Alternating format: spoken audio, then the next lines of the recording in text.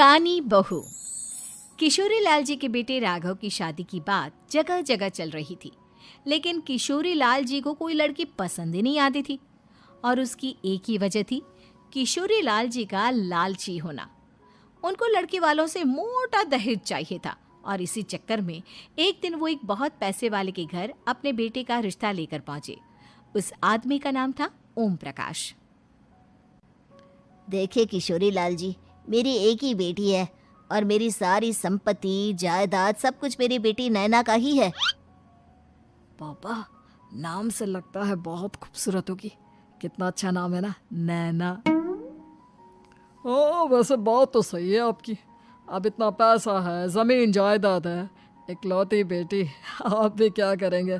सब कुछ उसे ही देंगे ना। बिल्कुल ठीक पहचाना आपने। बस बेटी की शादी और सारी जायदाद उसके नाम। पापा, बिना देखे हाँ कर दीजिए ना। इतना अच्छा रिश्ता फिर कहाँ मिलेगा? माला माल हो जाएंगे हम। मैं अपनी बेटी को बुलाता हूँ। अरे नहीं नहीं नहीं नहीं, आपकी बेटी का नाम नैना है, सुनकर ही लगता है बहुत सुंदर होगी। रहने दीजिए अंकल, मैं तो आपकी बेटी के नाम से ही इतना खुश हो गया हूँ कि उसे बिना देखे शादी करने को तैयार हूँ। अब तो मैं उसका चेहरा सीधे शादी के बाद ही देखूंगा। और इस तरह राघव नैना का चेहरा नहीं देखता और उससे शादी कर लेता है। शादी के बाद अपनी सुहाग रात पर जब राघव नैना का घूंघट उठाकर देखता है तो नैना की आंखें बंद थी। कितने खूबसूरत हो तुम नैना, जरा अपनी आंखें खोलकर मेरी तरफ देखो तो सही। नहीं, मुझे शर्म आती है। अरे, मैंने तुम्हें शादी से पहले भी नहीं देखा, और अब अगर तुम आंखें खोलकर मुझे देखोगी भी नहीं तो मुझे अच्छा कैसे लगेगा? इससे पहले कि नैना अपनी आंखें खोलकर राघव की तरफ देखती, अचानक से लाइट चली गई और राघव नैना को पूरी तरह से देख भी नहीं पाया। अगली सुबह नैना राघव के लिए नाश्ता बनाकर लेकर आई। अरे ये क्या, आधा पराठा सेका हुआ है और आधा बिल्कुल कच्चा। ये तुमने क्या किया नैना? बहू, तुमने क्या आधा पराठा तवे से नीचे लटका कर रखा था, जो आधा सिका है और आधा कच्चा? मुझे जितना दिखेगा उतना ही तो सीखूंगी ना पापा जी। जहाँ जहाँ मुझे नजर आ रहा था वहाँ मैंने सीख लिया, जहाँ जहाँ नहीं दिखा वहाँ कच्चा रह गया होगा। इसका क्या मतलब है? ये कैसा मजाक कर रही है तुम? अरे बहू, तुमने इतना लंबा घूंघट क्यों लगाया हुआ है? देखो, हमारे घर में बहुओं को बेटी की तरह रखा जाता है, और फिर तुम तो इतना सारा माल लेकर आई हो। देखो, ये घूंघट डालकर रखने की कोई ज़रूरत नहीं है। हाँ नैना, पापा जी ठीक कह रहे हैं, तुम तो आराम से रहो, अपना ही घर समझो। नैना अचानक से अपना घूंघट उठा लेती है।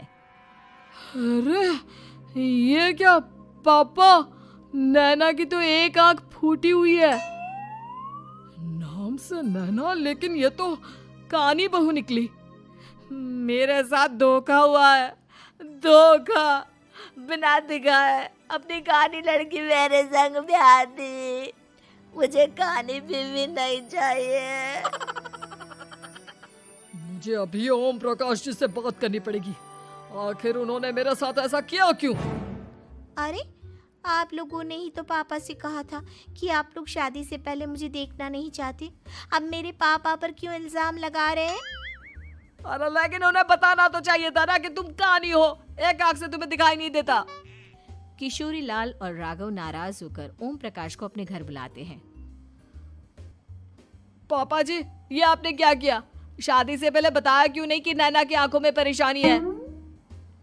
अरे, आप ही ने तो लड़की देखने से मना कर दिया था। और लेकिन आप बता तो सकते थे। आपको तो हमारी बेटी की प्रॉपर्टी चाहिए थी, वो भी पूरी की पूरी। अब क्या हुआ अगर उसे आधा दिखाई देता है? प्रॉपर्टी तो आपको पूरी मिल गई ना। अरे ये क्या बात हुई? मेरी शादी प्रॉपर्टी से नहीं, आपकी बेटी से हुई है। अब ये तो पहले सोचना चाहिए था, तब तो मेरी प्रॉपर्टी देखकर तुम्हारी जुबान लप लपा रही थी। लेकिन मैं कानी लड़की को अपनी बीवी बनाकर नहीं रख सकता। पापा, कुछ करिए ना आप। हाँ, करता हूँ। देखिए ओम प्रकाश जी, आप हमारे साथ ऐसा नहीं कर सकते। और तुम देखो, अगर तुमने मेरी बेटी से शादी तोड़ी ना, तो जो भी प्रॉपर्टी मैंने तुम्हें दी है वो तो पूरी की पूरी वापस ले ही लूँगा, और आधी प्रॉपर्टी तुम्हारी भी लूँगा। अरे मेरी आधी प्रॉपर्टी भला क्यों लेंगे आप? इसलिए क्योंकि मेरी बेटी को आधा नज़र आता है और उसकी नज़र अभी तक तुम्हारी आधी जायदाद पर ही पड़ी है। अब तुम उसे घर से निकालोगे तो कुछ तो लेकर जाएगी ना। और अगर हम आपकी बेटी को अपने घर की बहू बनाकर रखे तो? तो तुम्हारी पूरी प्रॉपर्टी तुम्हारी ही रहेगी, और जो मैंने तुम्हें दिया है ना, उसमें से बस मैं आधा लेकर जाऊंगा। अरे लेकिन अब आप अपनी दी हुई प्रॉपर्टी में से आधी वापस क्यों लेकर जाएंगे? अगर मैं आपकी बेटी को अपनी पत्नी बनाकर रखने को तैयार हूं तो? इसलिए ताकि भविष्य में अगर तुम मेरी बेटी को धोखा दो तो उसके पास कुछ तो रहे जो पति का हो। वैसे मेरे पास तो बहुत कुछ है, लेकिन अपने पति की कोई निशानी तो उसके पास होनी चाहिए ना। अब अगर तुमने मेरी बेटी को कहानी कहा तो तुम्हें प्रॉपर्टी भी कहानी ही मिलेगी, पूरी नहीं। जमाए राजा। किशोरी लाल और राघव समझ चुके थे कि वो बुरी तरह फंस चुके हैं और अब उनके पास वहां से निकलने का कोई चारा नहीं है। अब समझ में आया ना, लालच बुरी बला होती है। एक तो तुम्हें प्रॉपर्टी मिली, ऊपर से बीवी मिली, उसमें तुम्हें नखरे भी दिखाने हैं। आए बड़े, चुपचाप बैठो दोनों। कुछ दिनों के बाद नैना राघव की कार लेकर बाजार घूमने निकलती है और जब कार लेकर वापस आती है, ये क्या? एक तरफ से मेरी गाड़ी पूरी खराब हो चुकी है। लगता है तुमने मेरी गाड़ी को किसी दूसरी गाड़ी के साथ एक्सीडेंट किया है। अरे अरे कितना बड़ा नुकसान कर दिया तुमने बहू। वो क्या है ना पापा जी, मुझे एक आंख से दिखाई नहीं दे रहा था, सामने से गाड़ी आ रही थी। मुझे तो सिर्फ आधा ही दिखाई दिया और वो गाड़ी मेरी कार से रगड़ते हुए निकल गई। अब मैं क्या करूं बताओ? आप इसे ठीक कराने के पैसे कौन देगा? तुम्हारे पापा। तुमने मुझसे इस तरह से बात की? अभी रुको। नैना राघव की शिकायत ओम प्रकाश को कर देती है। देखो राघव, अब जो मेरी आधी प्रॉपर्टी तुम्हारे पास थी ना, उसमें से आधी और मैं लेकर जाऊंगा, क्योंकि तुमने मेरी बेटी को डांटा। अरे नहीं नहीं पापा जी, गलती हो गई, माफ कर दो। गलती की तो कोई गुंजाइश ही नहीं। अगली बार मेरी बेटी को डांटा तो बची हुई आधी में से आधी और ले जाऊंगा। लालच के चक्कर में हम दोनों ने बहुत बड़ी गलती कर दी बेटा। एक तो तुम्हें कानी बहू मिली और ऊपर से जो माल मिला वो भी काना।